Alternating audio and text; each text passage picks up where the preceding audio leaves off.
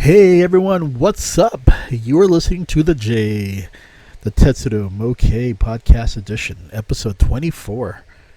And we're now heading at the tail end here in March. And the weather is terrible outside. It has been raining and it has been super windy. But we've been having this onslaught of this atmospheric river. But meanwhile, in Japan, you can enjoy the, since the blooming of the cherry blossoms happened early, you can check that out. And also coming up, usually there's an event that I'm usually there covering around this time. It's Anime Japan that will be happening real soon. So, and a lot of Hanabi events as well. So, this is actually a big time in Japan. A lot of tourists, a lot of travelers. So, all I could say is, have fun and eat good food, because there's going to be a lot of good food out there, especially catering to the sakura season, especially if you're into snacks. A lot of bakeries, a lot of I think everything, there's like a lot of places celebrate the cherry blossom time. And if you've never had the opportunity to experience Hanabi, or anything cherry blossom festival or anything in Japan socially, I recommend visiting a friend's company. He runs a whole event site that's tied to meetup.com, and it's called Welcome Tokyo. And there's a lot of other types of businesses like this, but Welcome Tokyo is one of the long-running events, so definitely check that out. Okay, so we're going to talk about, let's see what's happening with train news this week, since we're midweek, and let's see what they're talking about in Japan. So this article right here is in regards to how the Yomiuri Shimbun's national local government mayoral question, which was conducted before the unified local elections in April. So they were receiving responses from local governments about if the deficit railway line should be maintained or should it be abolished. And of course, you would imagine that everyone would say they would like to maintain it, because that's how a lot of people get to work. A lot of people get to various locations. The trains are very important, right? So they received 1,606 responses, which accounted for 90% of the total nationwide in terms of the various mayors. And so the question, should the deficit railway line be maintained or should it be abolished? And in response to JR's announcement of the balance of unprofitable routes one after another, when asked about their thoughts on maintaining or abolishing the line, 88% of the mayors answered that they should maintain it. So that is a positive thing, but I think we've talked about this in previous podcasts, that in Japan, everyone's out for themselves to maintain their stations, and you can tell if a station is not doing well, especially if it's unkempt, if it's really dirty and nasty and stuff like that, or there's hardly anyone. I mean, people are using it for the trains, but they don't have many lines. And we talked about that, of how, for these lines, they need to really change and do whatever they can to bring people, especially people from, farther areas, to visit, some type of tie-in. You see various trains that will have campaigns, may it be through Disney, through an anime or manga property, through some tie-up, that people will want to visit that station. And you also, there has to be something in that local area, something tied to its history. May it be, samurai, or may it be something that is a big part of Japan's history. Those things should be, those things should definitely be, um, looked at and tie it to the station. There's other stations doing that, and um, it's just all about. I know it takes money. It takes the money to do the promotions, and it takes staff. And but the thing is that I understand country rural areas. It's tough, but the more you start to abolish these stations, you're going to see long rides just to get somewhere, and it's going to suck because especially when you're limited to a certain amount of lines. But anyway, as we look at this survey here, the most common reason that the mayors voted to keep it, to maintain it, was it's necessary for commuting to school or work. So you see here, 83% of the people said that's the reason why they should continue to maintain these railroad stations that are not doing so well. 76% of the respondents answered that discontinuing the line would accelerate the decline of the region, which is true as well. I've seen lines in rural areas to even in metro areas, but small areas that people are just dependent on these stations and these areas, even for shopping, and it's like the hub of that little village or that city or that town. So it is very important in that manner. Let's see here. A person from Otari village in Nagano said there is significance in the fact that railroads are connected. That's true. When asked about measures to maintain railways with multiple answers, the majority of, 85% answered that the government would provide financial support, followed by 49% that asked railway operators to make corporate efforts. Only 30% of the trains received financial support from relevant local governments, while only 16% of the trains were under the upper and lower separation system, in which local governments own and manage tracks and stations, while railway operators specialize in operation. So, this is something that has been going on in Japan for a long time. They need to make their own money. These railroad companies need to find ways to capitalize financially, monetarily. It's not an easy thing, but I've seen other smaller areas. Let's say Hiroshima, and I talked about this before. They do tie-ins with the Hiroshima Carp. May it be a train wrapping, but you know what? Fans love that, and fans have pride in that, and those little things really do help a lot. And there's just so many ways they can do this, but again, not many stations have the staff, the technology, the financial budget, so it's tough. I understand that. So let's go see now those who supported of abolishing it. That's about 8%. And the top reasons were, if the deficit continues, public expenditure will increase. Yes, I can see that. The people who look at it on the financial aspect, no one likes to lose money. And if it's losing money, you end it. But at the same time, it's in Japan, that's not an easy thing. Too many people depend on these transportation on trains. Otherwise,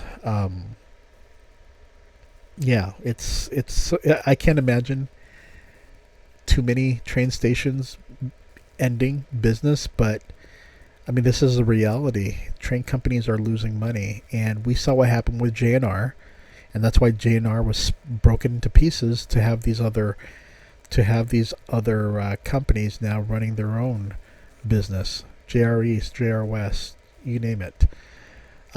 Many different railways throughout the country that that are making on their own. We've seen Cebu, and we've seen Odakyu and Tokyo, and just many more. There's just we saw how they have capitalized in various businesses, including apartment rentals to department stores, especially at major stations. So we've seen that happen. Although, as I mentioned before, we're starting to see those department stores starting to not look so good, as they're now renting it out to other companies and ending their long established run, especially like in Ikebukuro with Cebu. So the naysayers say that the deficit, they're concerned about the deficit and public expenditure. 58% said sufficient demand cannot be expected. There was also opinion that the infrastructure should be reduced in line with population decline. If the line were discontinued, 69% of the respondents said they would introduce demand-based transportation that operates according to reservations, followed by 63% who said they would switch to alternative route buses. I could see that happening as well. That's happened a lot, with a lot of buses now taking on those businesses, and I think we see it in other countries, including the U.S., for people who do not have a car or to do long distance travel. And there's some, like in the Bay Area, a lot of people ride BART, and there's other areas where people use subways, but in those certain areas, there's many people who are depending on bus, especially in the U.S., like the Greyhound bus and so forth, to get to various locations where the Amtrak does not, their line does not exist. So, I totally get it. So, Aomori Prefecture are in discussions to begin to maintain or abolish some sections of the JR Sugaru line that were out of service due to heavy rain damage. JR presented a trial calculation that if the upper and lower separation method is adopted, there will be a local burden of 400 million per year. Let's go to that real quick.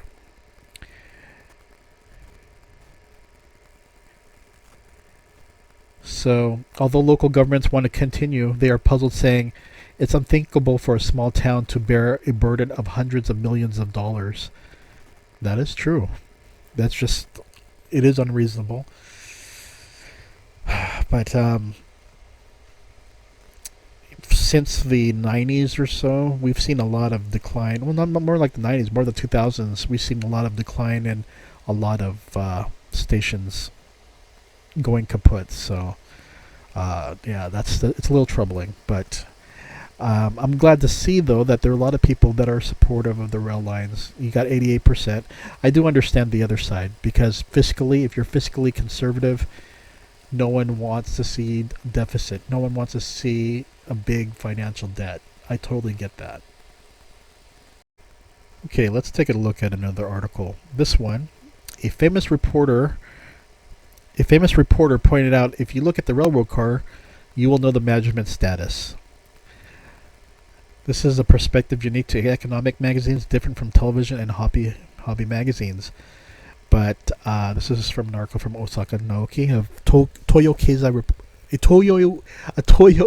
reporter. Okay. I don't even have to read this article. I think it's just logical. If you look at a building, especially if you live in the U.S. and you see it run down, you know how the management status of it is. You see a home that's run down, you know how the people who live in that home, how well they're maintaining it. Nil, right? That's common sense. If a train looks like it's in bad shape, yes, they're in financial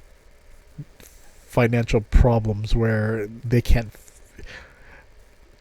this is just common sense. It's just common sense. So, yeah, there's a lot of struggling and suffering railway sites, but um, again, this ties into the last topic that we were just talking about, and let's see here. I just want to see what this person said. So this famous reporter who wrote a book called Railway Company Survival for Nikkei BP in April 2020, just when the Corona crisis came, I returned to the Nikkei business editorial department from another medium for the first time in 10 years. 10 years ago, let's see here. The editor-chief at the time asked me, what industry are you interested in?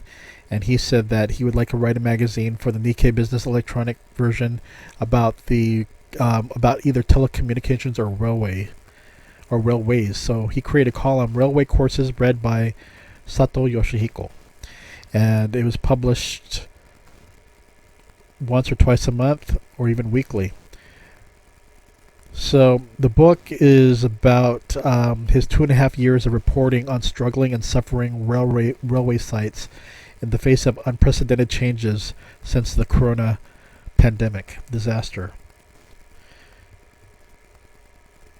So, yeah, there's a lot of places that have been affected, but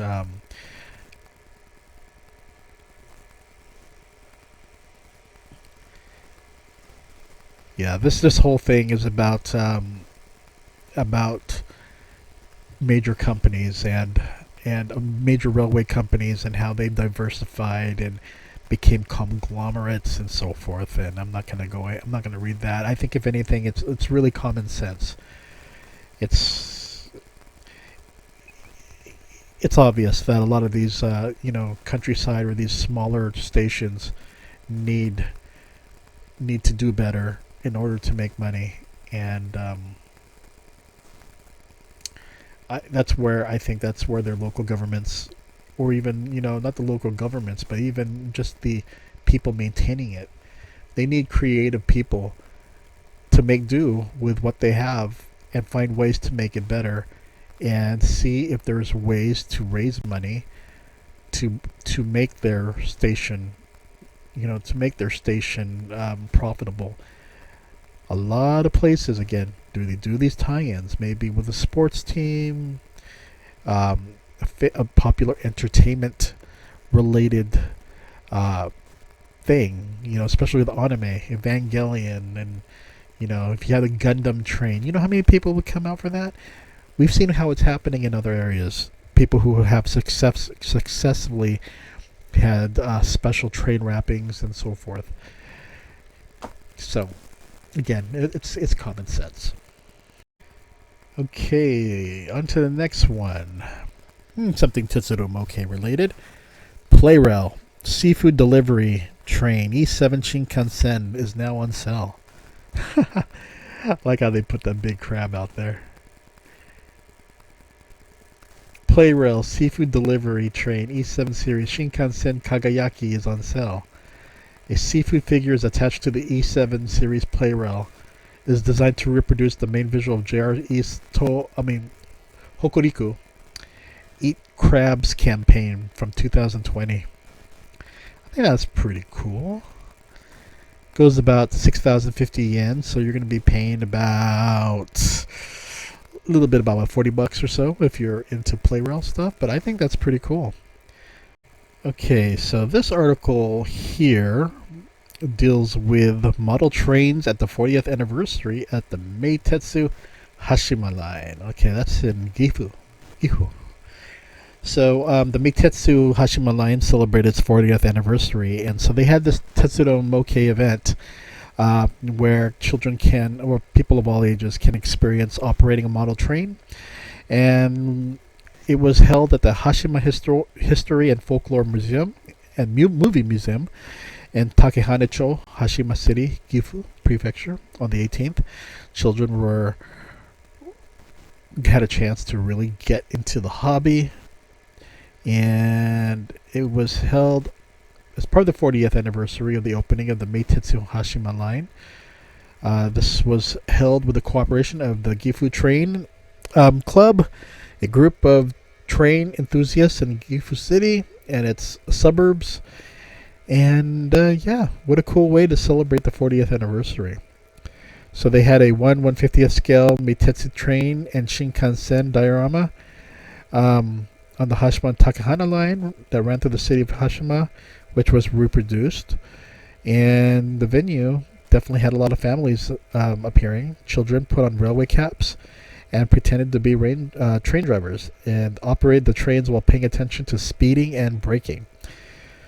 A young 7-year-old boy from Hashima City said, "It was difficult to apply the brakes, and I really wanted to ride this train." That's cool.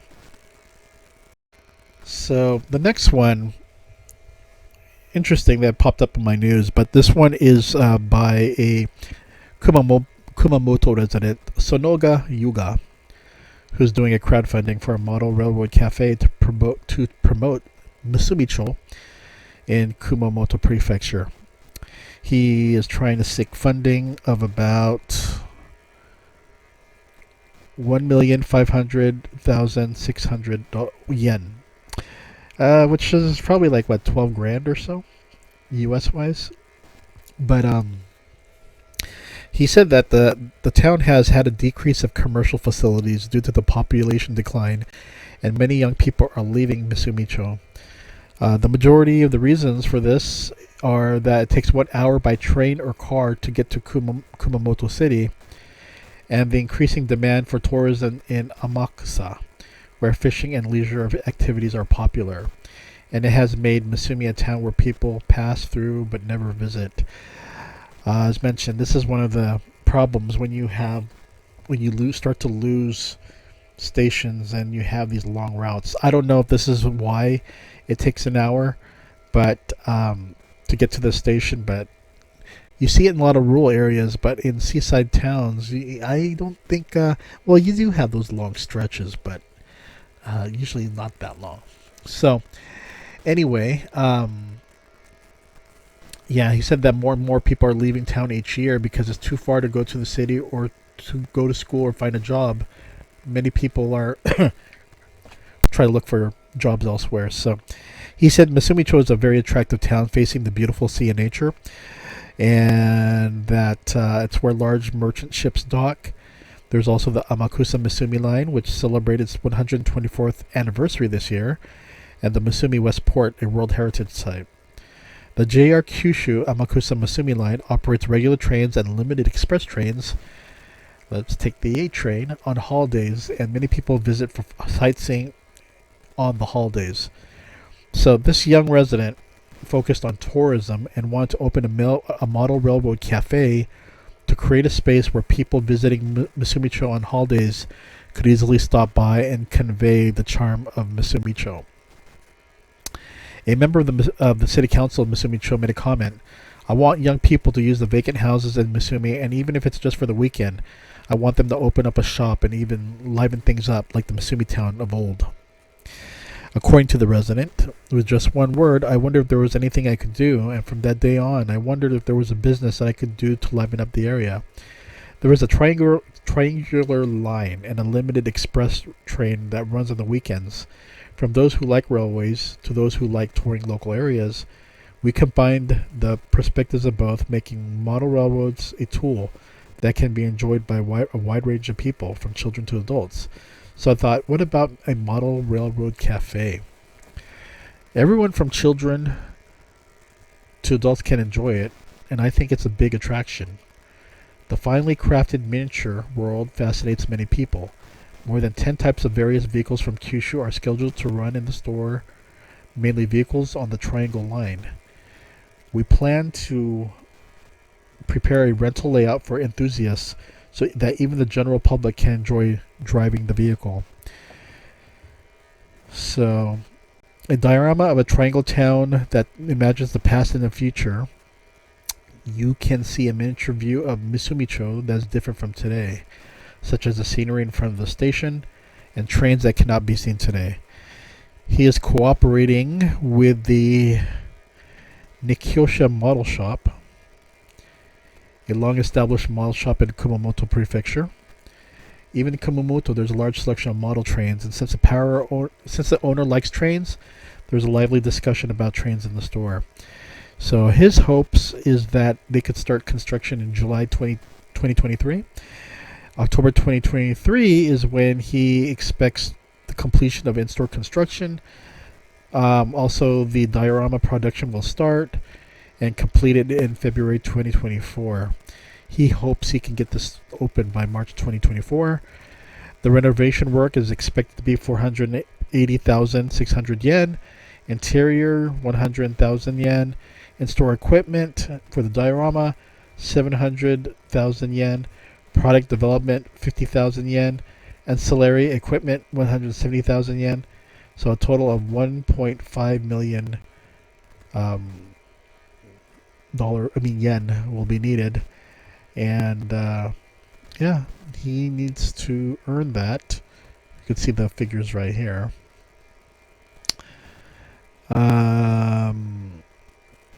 Yeah, you can see the crowdfunding right here. He hasn't really gotten any support, but I don't know. Hopefully he is able to raise that money. But it's hard. It's a tough thing, but at least he's doing something to help promote his city, and you can't fault him for that. That's very noble. So I hope he's able to start his model train shop or cafe. Wish him the best. So this news is pretty much something that we talked about, I think 2 or 3 podcasts ago, about how JR was going to increase their prices by 10 yen. But now there's a total of 8 railway companies now running in Tokyo. So JR East and Tokyo Metro will raise their fares. They started raising their fares since the 18th. So we knew this was going to happen. But again, 10 cents is not that bad. Yeah, if you do a lot of traveling, it can add up, but it's not too much. But one person, a student who's 19, who uses the Tobu Tojo line and Chuo line, because he has too many transfers, the price will go up by 2,000 to 3,000 yen per year. I wonder if there are some ways to avoid this. I could see that. You know, I used to commute to when I throughout my college education, and through till time I graduated, I had to commute possibly about over an hour to do that. Then after that, or another 30 or minutes or 35 minutes just to get to work. After that, commute another 45 minutes just to get home. And it was I had to do that for 2 years. I was racking up a lot of mileage. I just saw my new car that I got just easily break within a few years, over 100,000 really quickly. But the thing is that yeah, I can understand students' concern because of the costs, the financial costs, and here in the U.S. we kind of I don't want to say we take it for granted, but even with the gasoline for cars, we complain, how much it's like almost $5 a gallon right now, and in some areas, it's even cheaper in the U.S. But you look at other places such as Europe or even Japan itself, of how much they've been paying for gas. It's way more than what we're paying, and in a way, yeah, we're very fortunate for that. But yeah, gas prices have gone up. It sucks, but it is what it is. Everything's going up right now. It's inflation, and it sucks big time. But hey, I don't know if we'll ever see it going down, because once it goes up, you get a feeling that companies start to realize, you know what, people are willing to pay this much. Let's keep it at that, or just maybe take it down by a few cents. That's the only thing that ticks me off, because once you start doing that, and you see that there are still people who are willing to pay that price, it never goes down. I mean, even in California, I can remember when it was like $2, for gas, and then now it's like almost $5, and you think to yourself, my gosh, is this ever going to go down? They always blame it on, because this reserve, they had to shut down oil, or because what's happening overseas and whatever. But yes, in Japan, the problem is real. From restaurants not being able to get supplies and ingredients, to mail becoming late. Interesting enough, though, it's still, even my Amazon packages from Japan, they're still able to send things quicker than Amazon USA at times. Yeah, interesting twist right there. But yeah, it does suck for, I guess, students and younger people who are not probably just working part-time, or not, they don't have much money, and they have to commute and do a lot of transfers. That definitely sucks. And it's hard. I think it's hard for people to see it, especially for people who travel to Japan, because many get the JR pass, and the JR pass is enough for them to do their travels. But I could tell you that when I'm there, I think I did a test to see how much money I would have to fill up my Suica card for travel, and I could tell you, if you ride a lot of those, it's one thing to have a JR pass, so you could ride JR, trains for free, and even the Shinkansen and so forth. But once you start including the metro, and you go through these long areas and stuff, you start paying a lot. And I noticed that I was plunking in like almost like $200 to $300 dollars on my Suica card every week and a half, or almost every 2 weeks. But at the same time, I travel more. I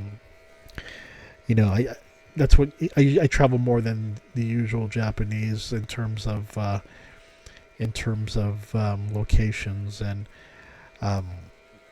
that's what you want to do when you travel, right? You want to see as many spots as possible, so you're willing to take on those costs, and hopefully you're prepared for it. I've always told myself that if I'm going to stay in Japan for a month, I have to budget at least $500 just on just the metros itself, or other train lines that are non-JR. Then you have to budget another $250 or $500 for a JR pass if you are planning to travel long distance. And then of course, there's like another $100 for the Pocket MiFi or the SIM card. And then you got your then you just start preparing for the other costs involved. And again, Japan's not, it depends on how you want to live your life. There's people I know who can just wing it just by staying at their hotel and just enjoying, and just going to a few areas. I know people who just they're content with going to Japan, but only visiting Akihabara and Shibuya, because that's all they wanted to see, and then they live off 7-Eleven or Family Mart or Lawson cheap food, and they're good with that. So whatever works for your budget. But for me, part of the things that I like to do about traveling is that I like to put myself through challenges, and I've also like to put myself doing certain campaigns. It's like, for instance, I had a thing about coffee, about Japanese coffee, visiting every major Japanese notable coffee shops throughout Japan, and that was something I wanted to do. and especially some of these some more historical or long running not trains, but long running coffee shops. And also, going to Kobe for Kobe beef, which is very expensive. And there's also other types of beef out there that, my goodness, just for a small piece, you're spending like $200 to $300. But yeah, there's also a lot of traditional snack places that I like to visit, or certain restaurants have been around since the 1800s. Stuff like that interests me, and that's where a lot of riding these other trains comes to play. It's just how it is. I mean, you could get there from JR Pass to a major major metro station, but then from that metro station to something even smaller, or even riding the bus, that's when you're going to have to start paying with your money. And it's good to have some money in your Suica or your Passmo card or any IC card, depending on what prefecture you're in. Okay, so let's check out another article. Okay, so we're looking at a poster. This poster is the youngest conductor in Japan at the age of 6. Jodan, just kidding. This one is a upcoming event. So it is going to be held in Kumamoto City, Kumamoto Prefecture, and it's a event for the train model experience at Kumamoto Castle Hall. And people can learn about the railway models, diorama exhibitions that families can enjoy together. And there's going to be a mini Shinkansen model, including the awesome Dr. Yellow. My goodness. For me, this is a big draw right there, seeing Dr. Yellow, which I do have. It's just such a cool Shinkansen. It's a test Shinkansen, of course, that this tests the railroads, and just to make sure that everything is running correctly, especially after a major weather disaster or storm. The Dr. Yellow goes to inspect all that stuff. So I think that's really cool that they're bringing the Dr. Yellow there. And interesting here is that this event will also feature an HO gauge driving experience, so you can operate a train of that size. So I think that's really awesome. And when is this event being held? Friday, April 28th through Sunday, May 7th at Kumamoto Castle Hall from 10 a.m. to 5 o'clock no, not at 5 o'clock. Yeah, 5 o'clock p.m. So 800 yen for adults, 600 yen for junior high school students, and children under 3 get in for free. People can get their tickets from Pia, Lawson, or at the Kumamoto Jo Hall office. So I think that's very cool. So let's take a look at the upcoming releases from Kato. And looks like we have the EF66 late type blue train traction machine, the Sakura Hayabusa. And this will come with a 9 set for 22,660 yen. And A6 car set at 10, which is 10-1800 for 15,400 yen. This is very cool. I like that. But you can see right here in red of the cars, and then you got the extension.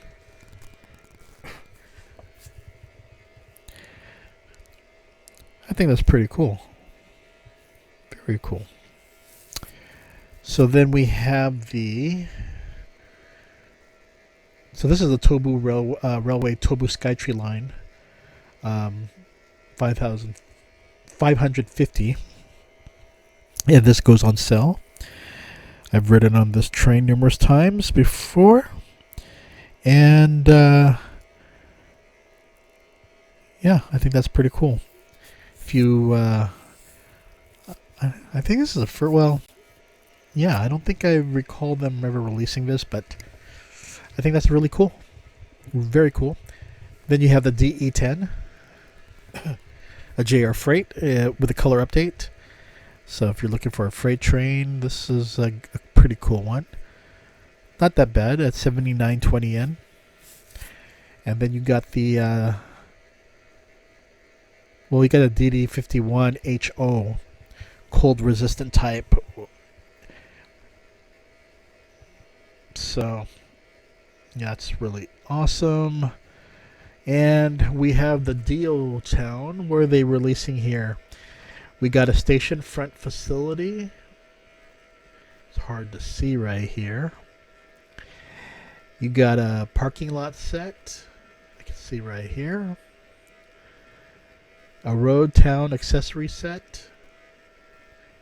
And a town shop and family restaurant. That's pretty cool. What's interesting is that, this is very cool. Katoda has really good structures, but they tend to be quite pricey. But you do get good quality for their releases. So now we take a look at Tomix and see what they have going on here. So on this week they have a lot of stuff coming out. They got the West Kyushu Shinkansen, the N700S 8000 series. They have the JR583 series train, the Kitaguni. They got the, and they also have an extension and a basic set for those. They got the JNR Suburban Train 117-0 set. The EasyQ series 3000, the Aloha train set.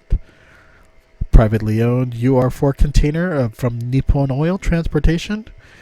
The JNR diesel car, Kiha 40. They have a 2000 motor car and a 40-2000 train car. This is for HO gauge, by the way. And they have quite a few HO gauges being released, so that's pretty cool.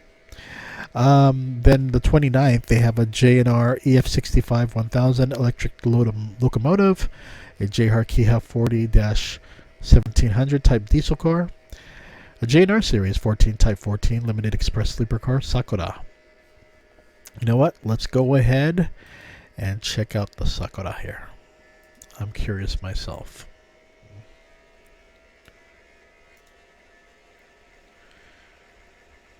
Okay, there you go.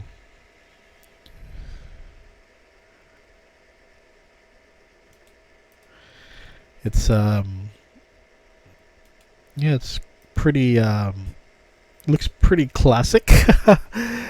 So it was first introduced back in 1971 and is a limited express sleeper passenger car that started operation in 1972. So so it's a sleeper limited express Sakura train that connected to Tokyo, Nagasaki, and Sasebo. And since 1972, it had operated for 14 years. Such a long time. That's pretty cool. Let's take a look at another one. Let's see a big one here. Here we go.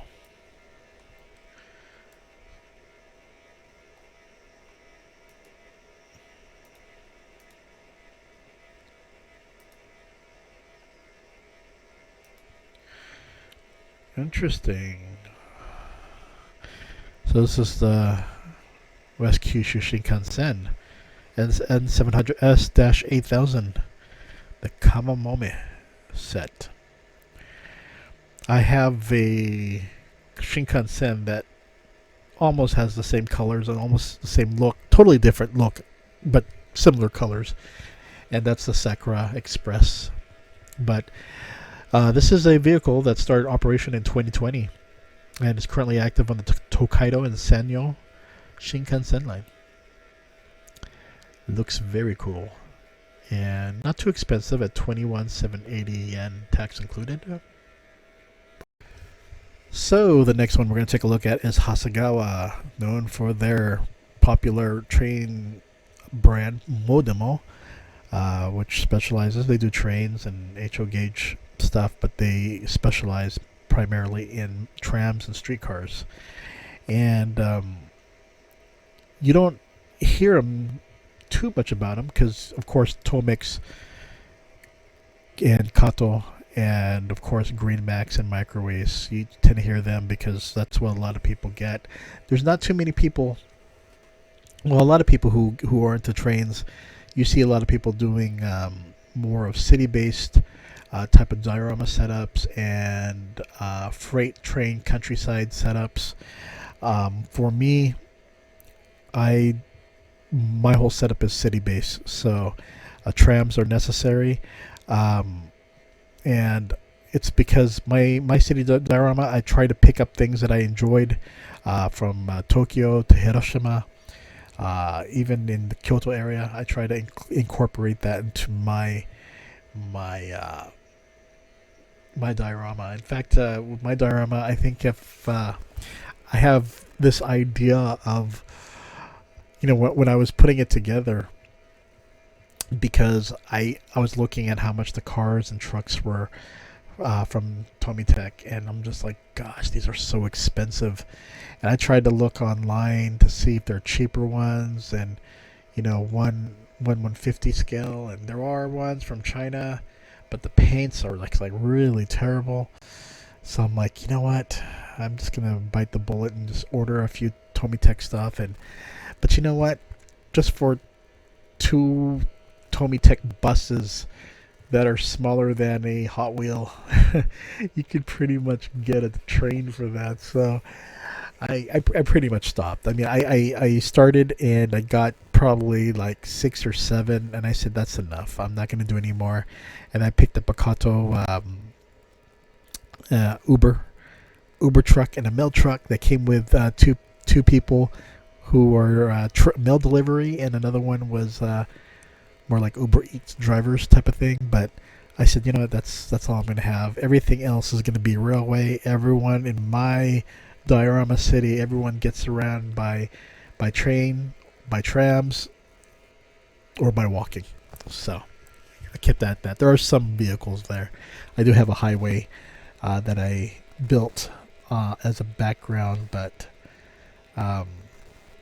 yeah. It's unfortunate though. As I look here, I don't see Hasegawa releasing anything Modemo related. Everything is model related, which is great if you're for model fans. I mean, Hasegawa is well known for its jet fighters and its vehicles, and their I believe they have these like models or so that they tend to do these figures. But yeah, it's kind of sad that I have not seen a Modemo release in a while. Hopefully they do something soon. And we look at Green Max for April 2023. And they have the 6000 series and the 1000 series. So it's pretty cool that they're tapping into the KO trains right there. But yeah, that's a major positive right there. Let's see here. Do they have another one? Let's see here. This is November. Okay, this is March 2023, and this is the releases.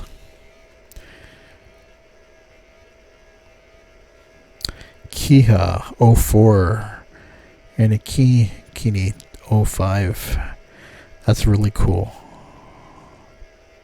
Especially if you like those classic series, especially earlier on.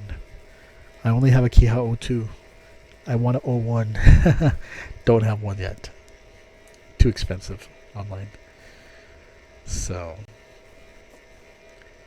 that's Green Max for you. Let's now move over to Micro Ace.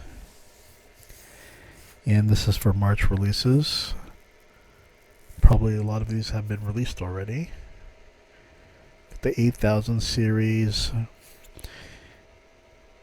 Wakashio Suzunami. It's like a 50th anniversary set. Interesting. And you got the 7000 series right there. And I see something was shown on colors right there, so that's pretty cool. And then you got these you got the petroleum. Got an old school petroleum one, and yeah, they're both old school, so I think that's pretty cool. So that's Micro Ace right there. I still have not purchased a Micro Ace train yet. I guess because I have so many Kato Atomics and Modemo that I haven't really fully explored any of their trains, but I should give it a try one of these days. Especially, for Green Max as well, which I have yet to purchase. I have their structures, but I don't have any trains. So it's something I definitely want to do in the near future. Okay, so we're going to look at the video game front and see what's happening. We have some new releases today. Train Sim World 3 with its Loco add-on bundle 2, where you can get some really cool trains. They're all three are on sale together as a set for $14, $13.99. So that's a great deal. You get the Rail Operations Group Class 37-7 and its various changes there. Yeah, you get. This is the cool thing about video game trains is if you're going to invest in that, you do have some options to get numerous versions, so I think that's really awesome. So you got the 37.7 and 37.5, right? So you also get the BNSF SD70 ACE. That's really cool. Look at the detail on that. So the detailed comparisons is with the Union Pacific from the Sherman Hill DLC. So you can see the differences. And there you go. You get the DBBR403 ICE3 Railbow. Really nice.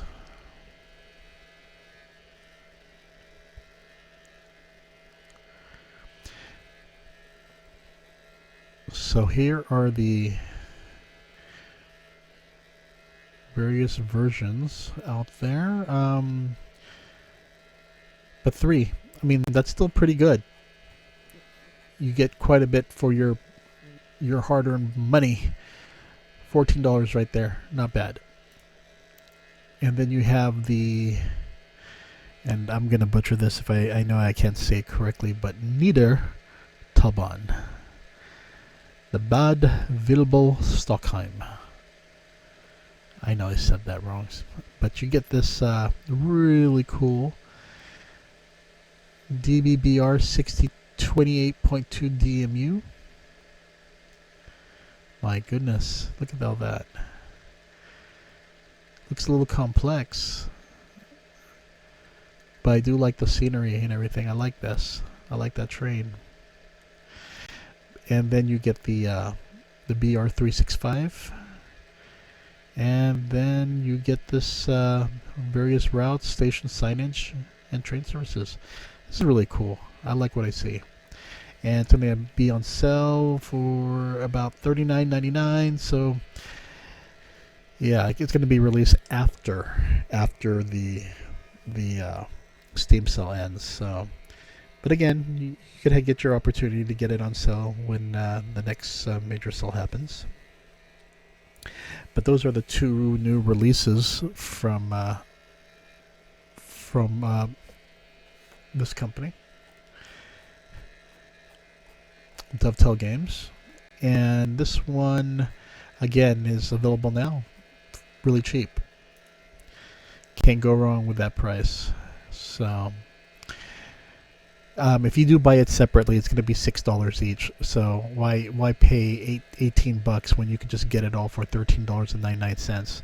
But remember, you got to get it right now. So hopefully you're able to take advantage of that. Okay, so let's go ahead and try something here. We're going to do the Cathcart route introduction. Let's do it. The Cathcart Circle Line.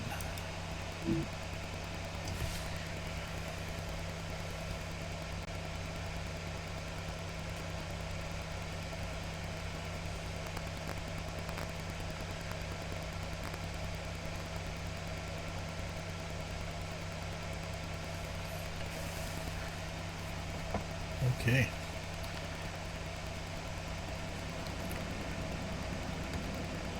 Welcome to Train Sim World 2, an immersive and highly detailed... Okay, so this game was made for the second one, Train World Sim, Train Sim World 2, I mean, and they are releasing the games that are Train Sim World 3 compatible, which I got.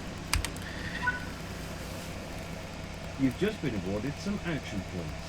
These are displayed in the top right corner of the screen and count towards your overall experience. Cool. It is necessary to be fully observant of the surrounding world. Practice by looking up, down, left, and right. Up, down, left, right. How you doing? Okay, 6 yards. Where are we going? So I need to get to the other side. Okay. Oh no, I have to click. I see.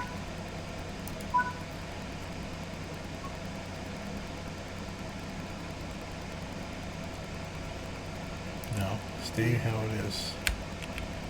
Where do you want me to go? 9 yards this way. Okay, follow the markers. Nope.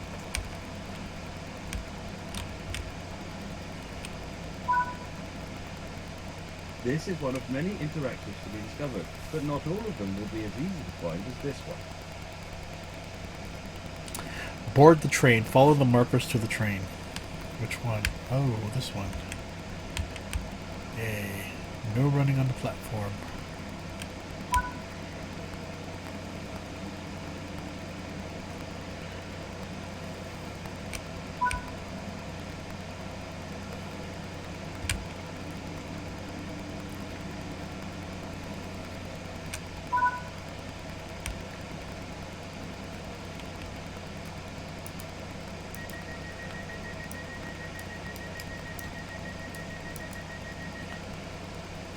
Okay.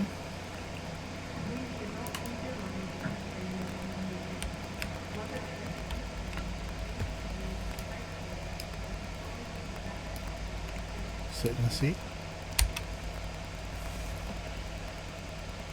I don't think he wants me to close that door, does it? I hope not.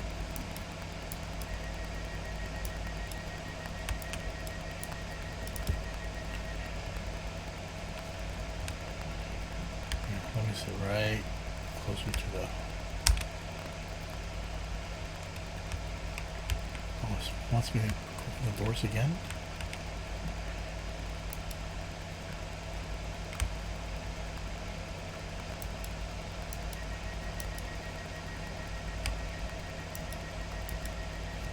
Okay.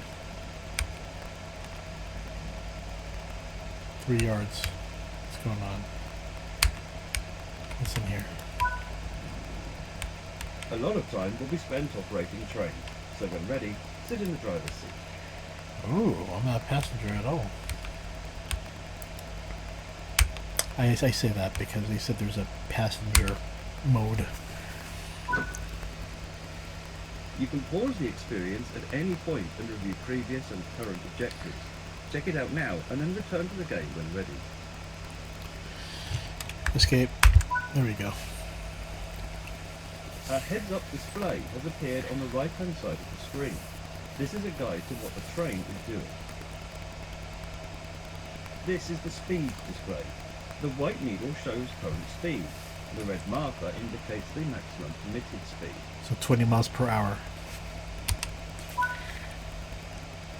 This is the direction display. An arrow will indicate forward, reverse, and neutral directions. This is the power display. A number will indicate what position the power control is in. These are the brake indicators. They show the state of the various brake systems, allowing independent management of them. In the top right are the signal and speed limit displays. These feature an indication of what is approaching and a countdown distance to when they will come into effect. Some of these displays can be hidden via the settings menu for a more challenging experience. Pull the handle towards you to get going. Apply power.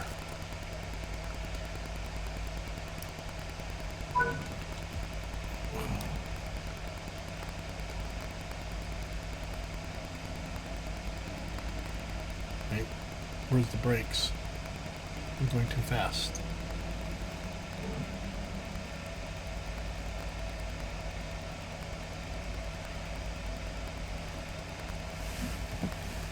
Glasgow Central is one of the major railway termini in Scotland, servicing commuter trains running around the Cathcart Circle line and connecting the surrounding areas of Neilston and Newton.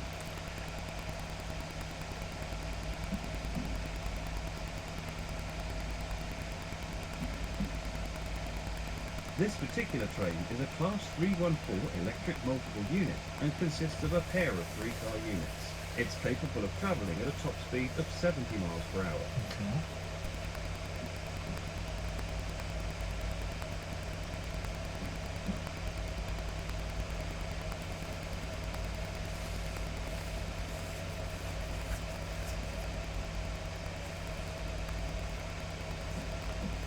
So, TrainSim World 2 allows you to ride and drive from a selection of camera views. Let's take a look now while exploring this train. press 3.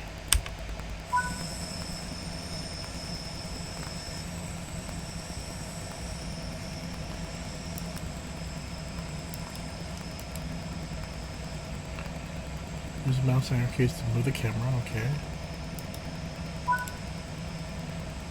Now what?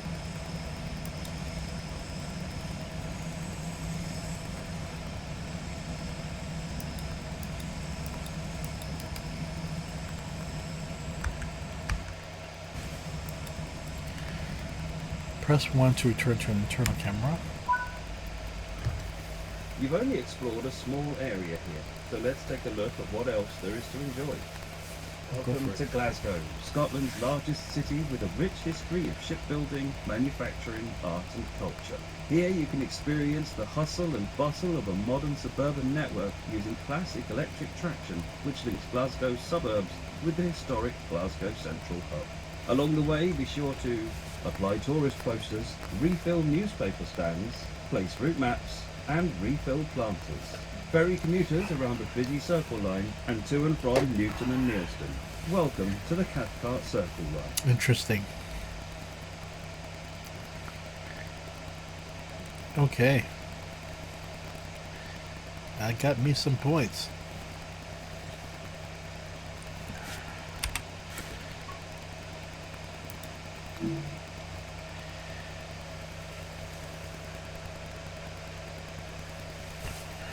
Okay, so let's select a train. We'll use this one because it looks cooler. What's this? Get started.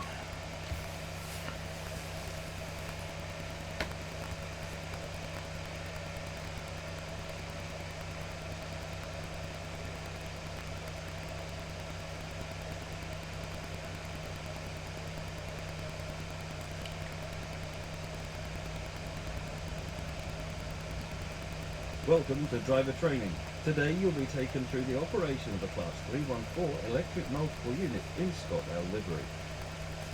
During this brief introduction, we'll go through the critical driving controls and passenger operations.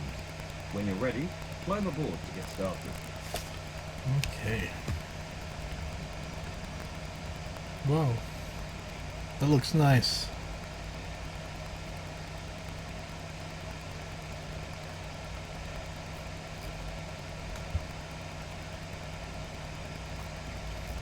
My goodness. That really looks nice.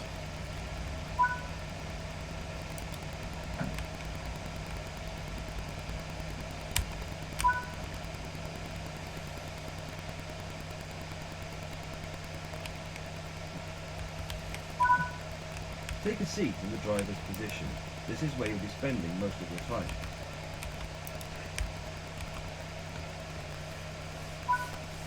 To activate the control desk, insert the master key. Master key. Control W.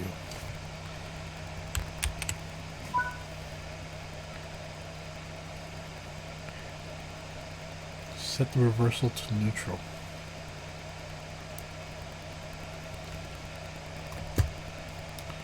Hold on.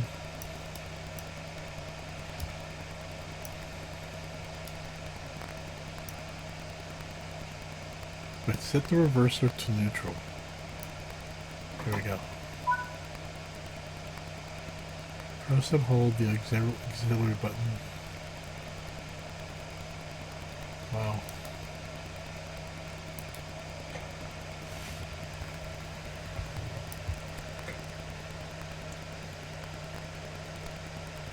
For how long?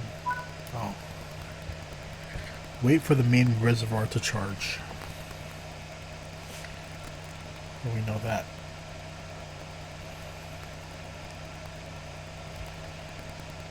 Where do we see this indicator?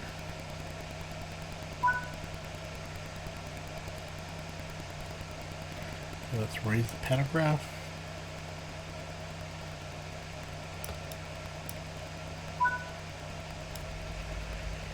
Set the headlights on.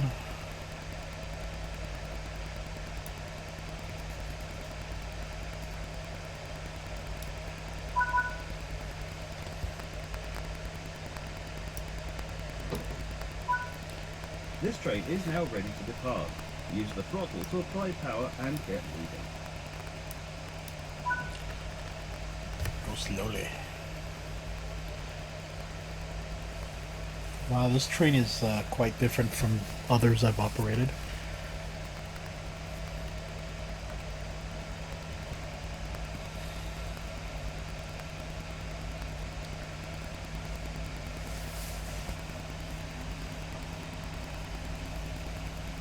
How fast should we go?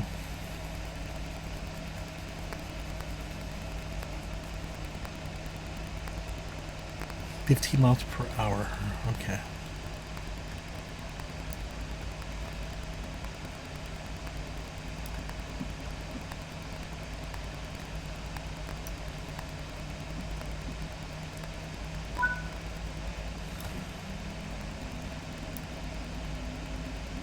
How do you set the throttle off? Or that's the reverser. Duh! Stop messing with the reverser. There we go. Here we go. Posting is a method used to efficiently maintain speed and reduce motor stress and maintenance requirements. Keeping the speed limit is important. If you begin overspeeding, apply a small amount of brake by moving the train brake. We're now going to perform a test of the emergency braking system. Put the train brake into emergency.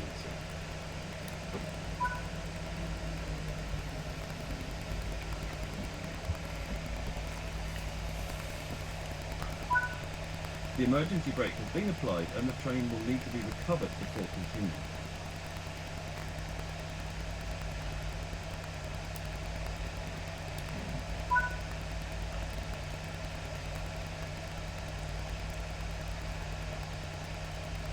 Set the train brake to release. Great work. Now let's get moving again. Nice job. We can now continue the journey to Glasgow Central. Glasgow Central.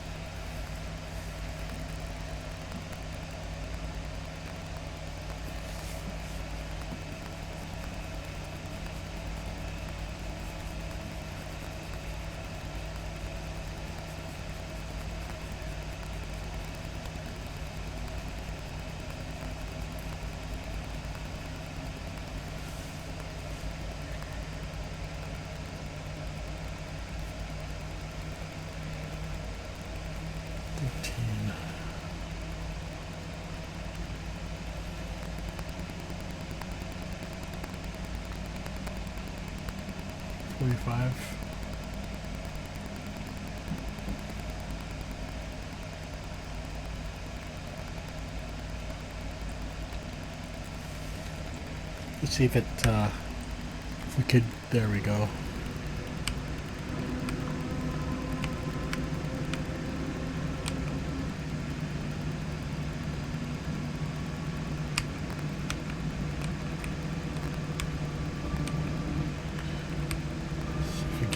shot of that. Nope. What the hell am I doing? No, no, no, no, no! Hitting the wrong buttons! What did I just hit? Control S? You gotta be kidding me. Forward. Throttle should be off. There we go.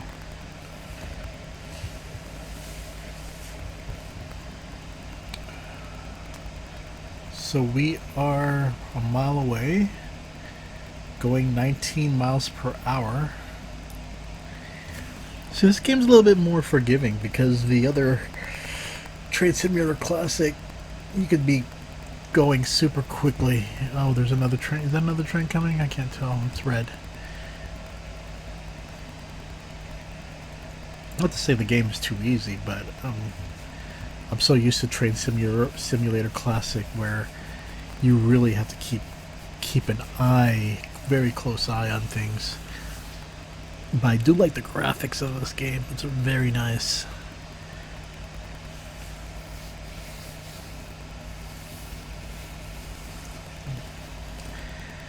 So, yeah, with Train Simulator Classic, you know, you really have to mess around with the brakes, the velocity, and so forth. You're now approaching Glasgow Central. Use the train brake to apply braking force and slow the train down. Well, does it tell you how many? 0.8 miles, okay. That's one thing I do miss with Train Simulator Classic. You see that little symbol of a train getting close nearby, because you're not so much looking at the screen, you're looking at your HUD.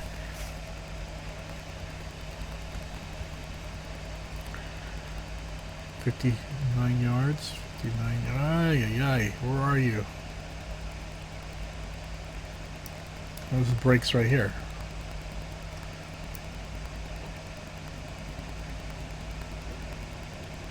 No, we're not. We're still going. We're still 7 miles away. So keep on going. A little slow, but throttle's off. Let's bring a little bit. Keep on going. 63 yards, 61 yards. Keep on going. You're almost there. 58 yards.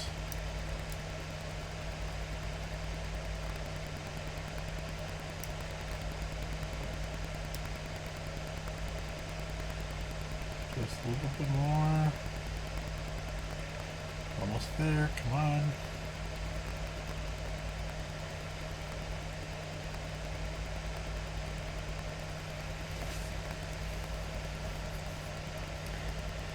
Yeah, definitely a difference because the HUD is a lot easier to see.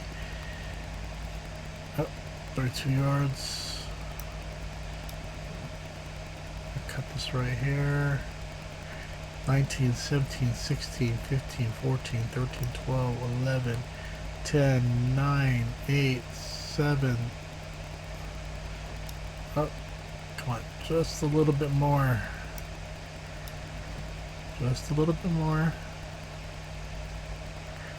6, 5, 4, 3, 2. Let's go a little bit more.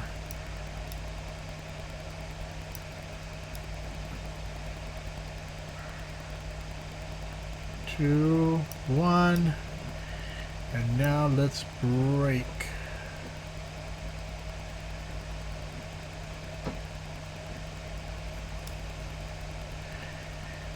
We good enough?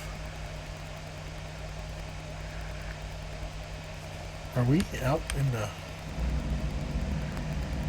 Why would you want to stop there, though? Okay, let's go ahead and unleash the brakes.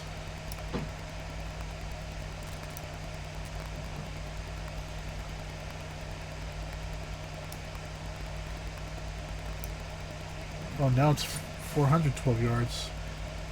So we're gonna keep on going, I guess. 15.7 miles. Too much stuff to look at. No, just kidding. It's just something different than I'm used to.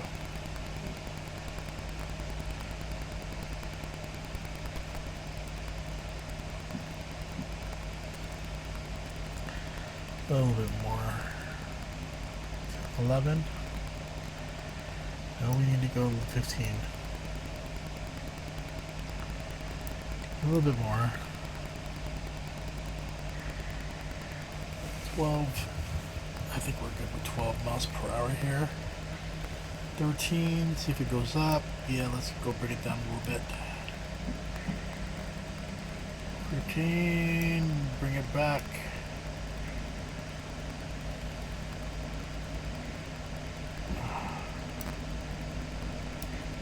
One.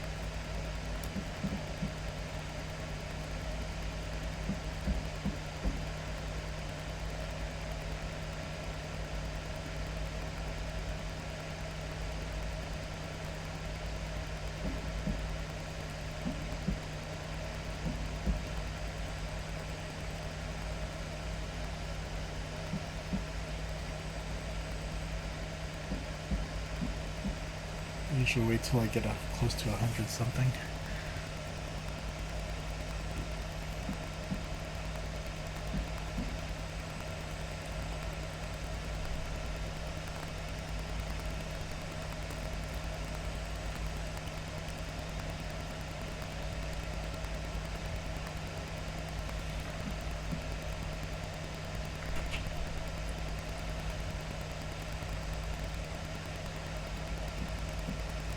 Seven, 6, 5, 4, 3, 2,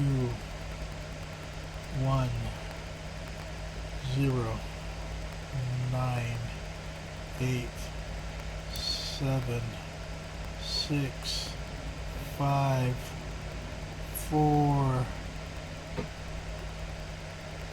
Come on, keep on going.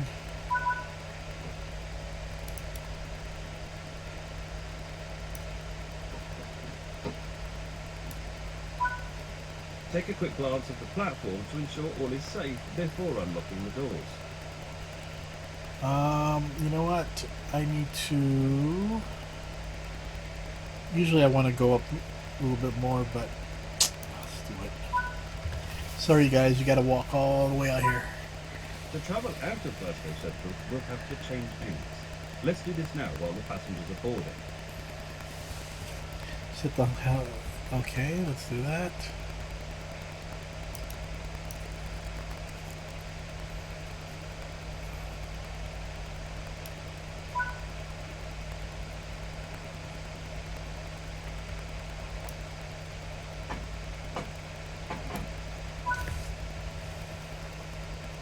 The master key.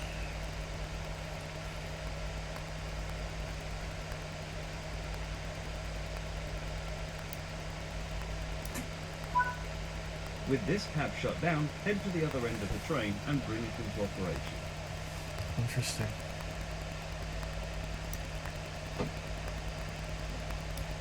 Okay.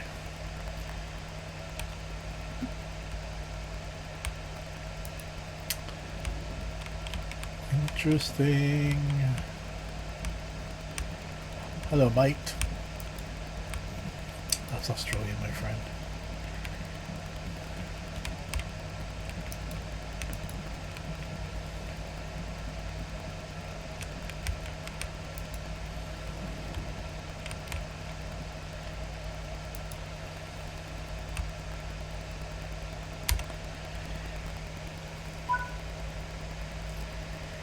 Insert the master key.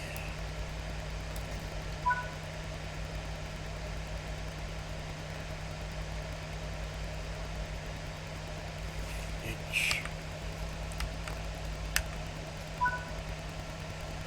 First to neutral. Now we've changed ends and completed our passenger boarding, set the doors to locked. Is that T? No. Close the doors. Where's your door thing here?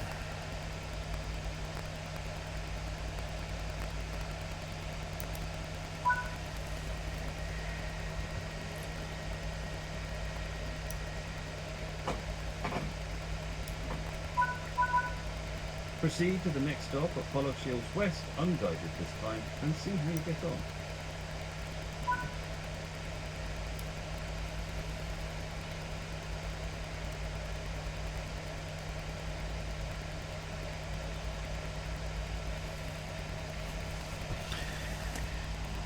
Let's bring it down to 20.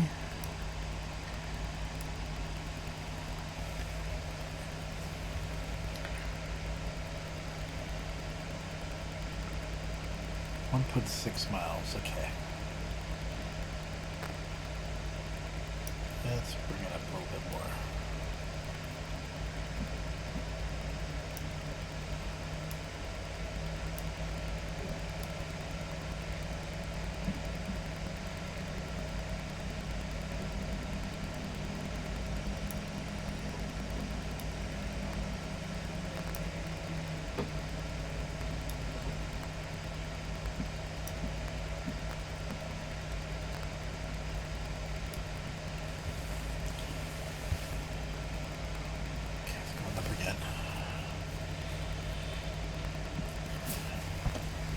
Man, you have to really go slow on these.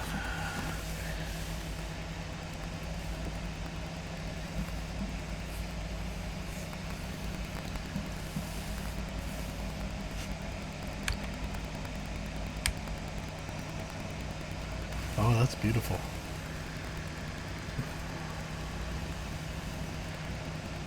As long as I can stay at 20. Oops. Let's make sure this one doesn't go too far up. Just a little bit. Let's see if we can keep it at 22.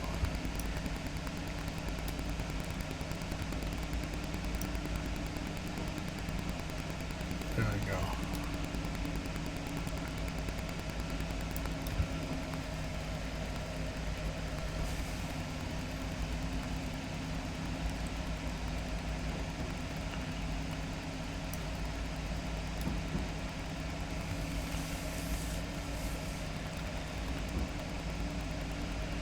Come on, just stay there. Don't go too high. That's going up again. So we're going to have to bring it like this one. It's off just a little bit. We'll have to just apply the brakes a little then.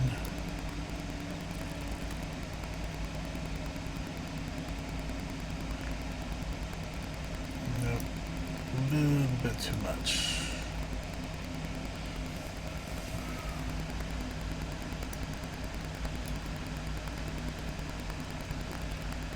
Come on, we just need you to get to at least...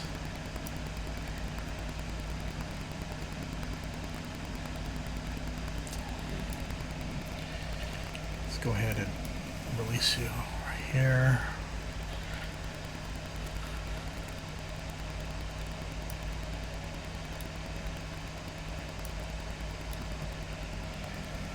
$30 miles per hour now.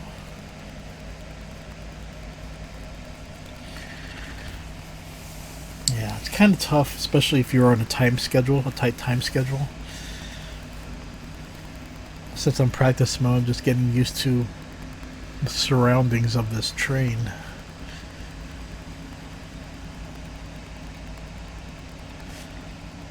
It's stayed like this. I think 22, 23. As long as we don't go over 30, we're fine. we could just check out the environment.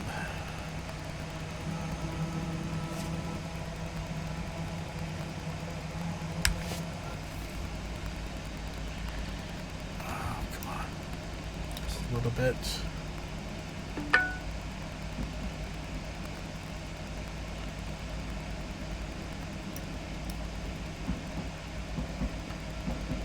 Oh, we're stopping soon.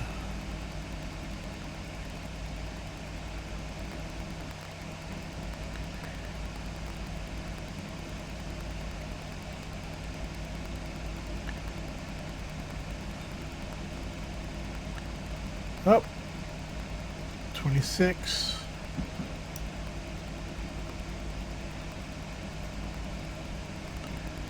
No, we're still good.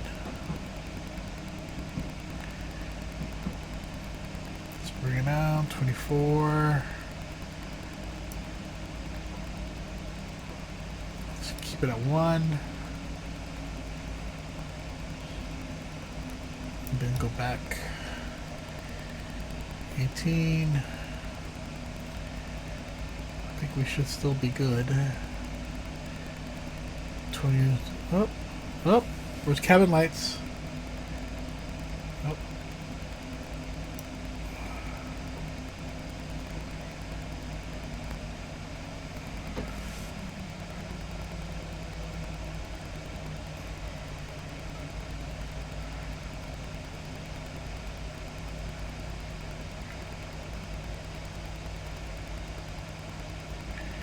Eight, 7, 6,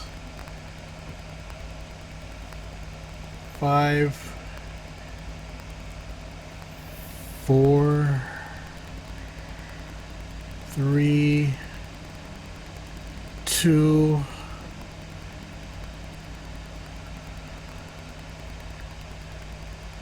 Just a little bit more. Just a little bit more. 6, 5, 4, 3, 2, 1.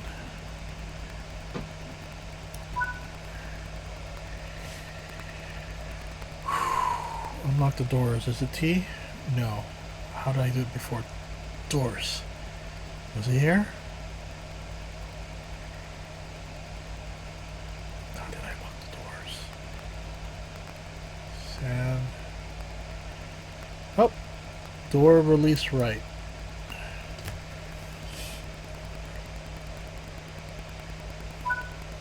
Good work. That concludes all the basics of operating this train.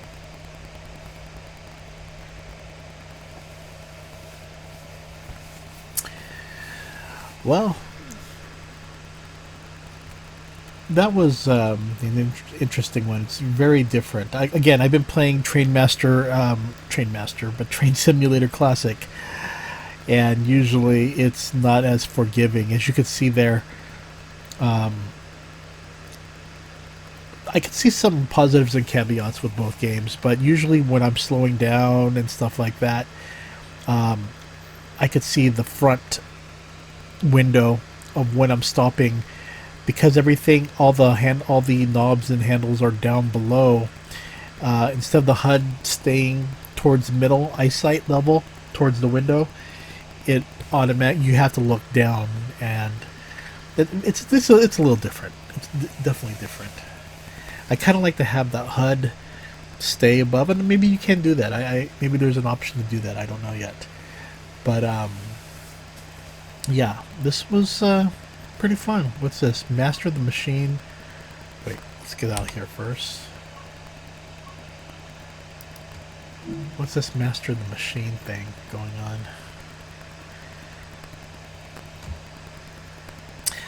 But yeah, that's another difference, is that with this game, you go by points.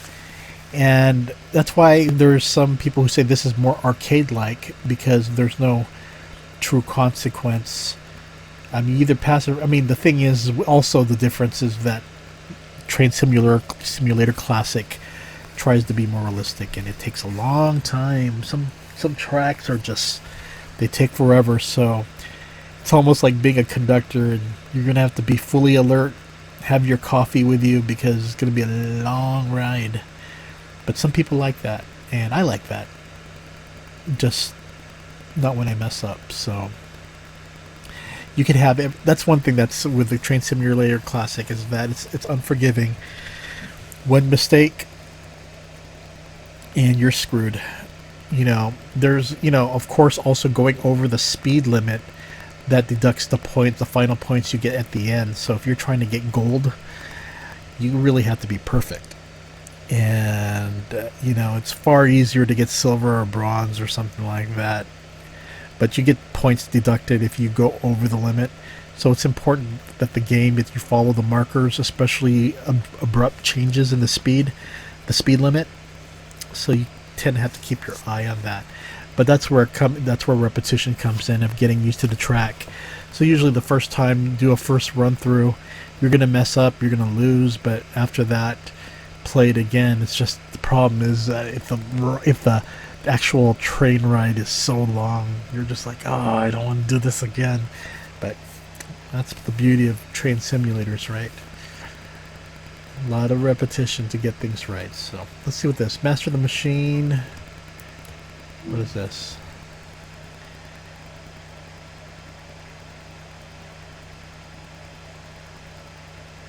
Take control of the Legend, the BR-103. Note for US Xbox players, be rewarded a per price, and the down has provided the correct price is $39.99.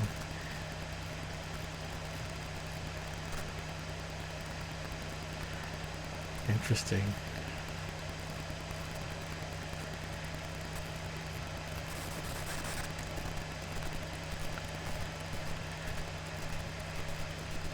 Every time I see something like this, I just wish, gosh, I wish there were more Japanese trains in this game. I mean, not to say that, Adventure to Go is bad, but there's clearly a difference.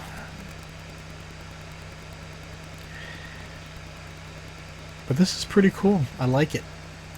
So right now I'm on level 5, and of course I do not look like this guy, but there's no other... They don't have Asian people. Well, he may be Asian.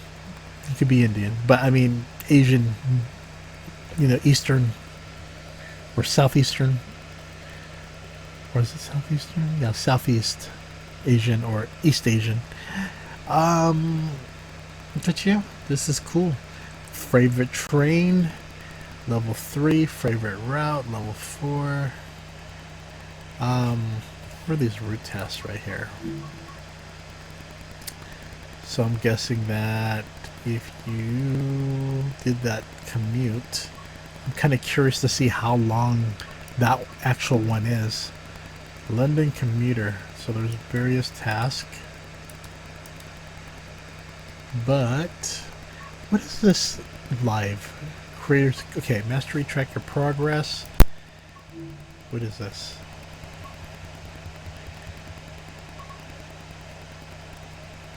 Okay, Creators Club, so you could create your own tracks.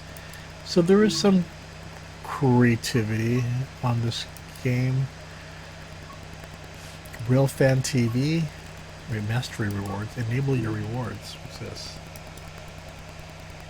Sort by ages. These are, I have no idea. I guess those are achievement points. I have no idea. Creators Club 2031. Railfan TV. It takes you to YouTube. Latest news and articles.